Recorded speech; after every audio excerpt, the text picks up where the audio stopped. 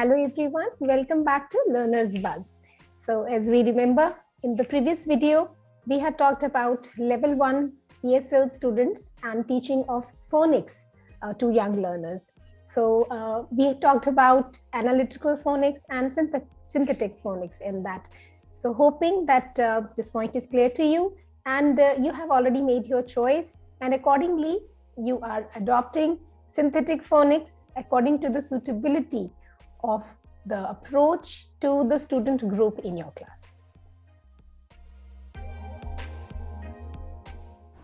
So tip number 1 is to focus on a very small, rather the smallest unit of the sound. So when we say for the letter S, when you teach S, you would not say sir, say S.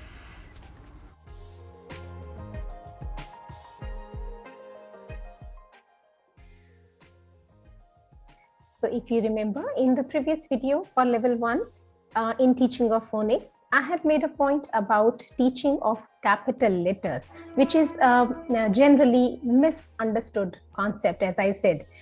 So we'll explore this point today. Looking at some of the slides, I just want to explain it in a little more detail.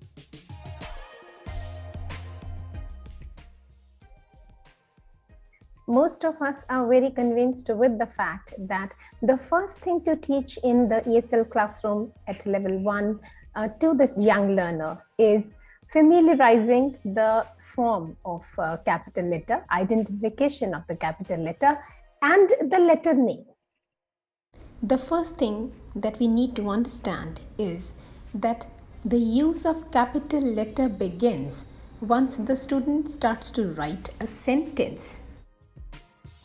Until unless there is a sentence formation, there is actually no particular use of capital letter as such. At stage 1 of ESL program, the young learner does not really need to know whether the capital letter does exist at all. The latest researches in language acquisition programs show that anyway the students pick up capital letter identification from the environment, from the billboards, signboards, and from the titles in the books, newspapers, and magazines, and all over print media. Students pick up the capital letter anyway without teaching, right? The exposure of the young learners to the print media was never as much as it is in today's time.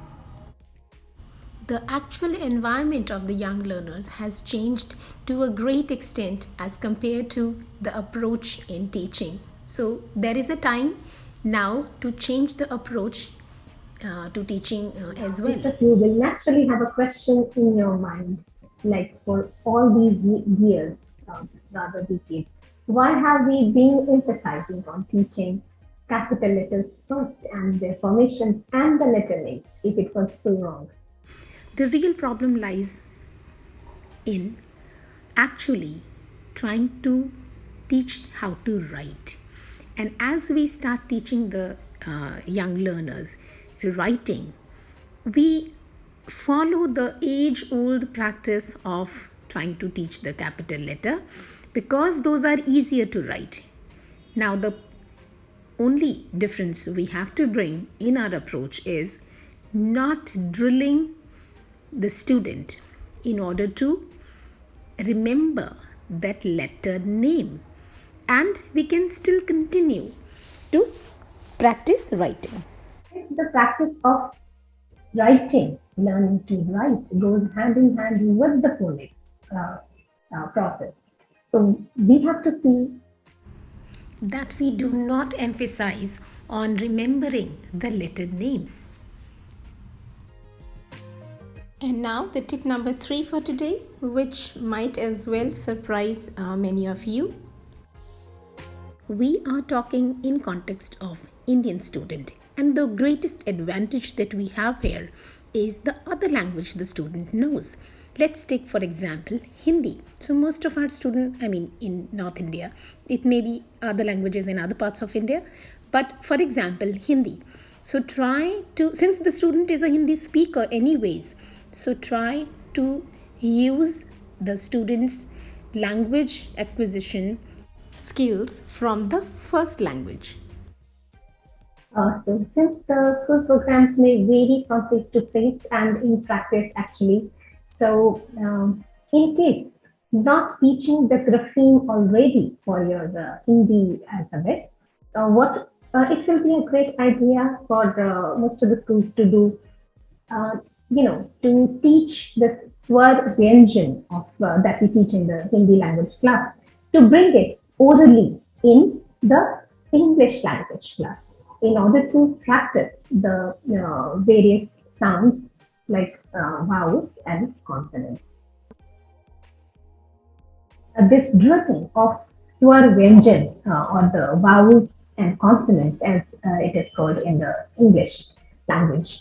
This will be very beneficial for the student because the range of sounds, vowels and consonant sounds is much greater in Hindi language in comparison to English. And another benefit which is observed by practicing this is it helps in the accent reduction of the language also.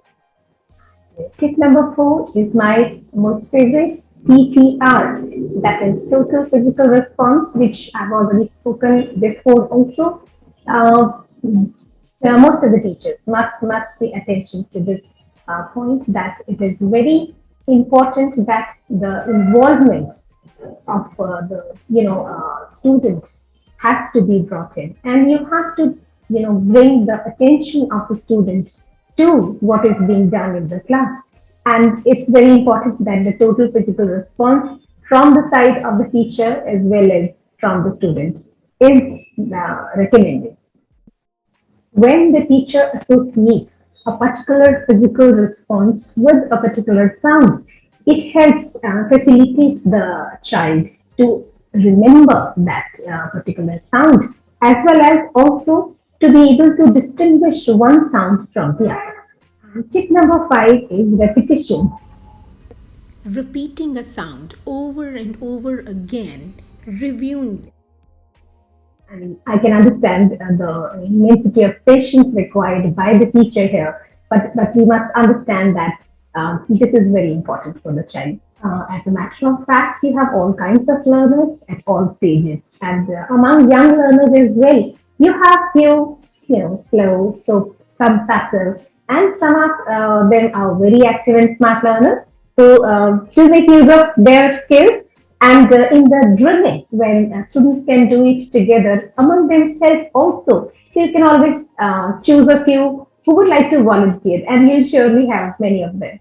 So these were some of the tips which I wanted to eagerly share with you, and hope you will make use of them. And do let us know your comments in case you have any suggestions where how we can improve upon, and what topics maybe you would like to include for the discussion here. And if you have any suggestions and any challenges you face you want to share with us, please do write to us and share it in the comments below. Thank you. Happy teaching.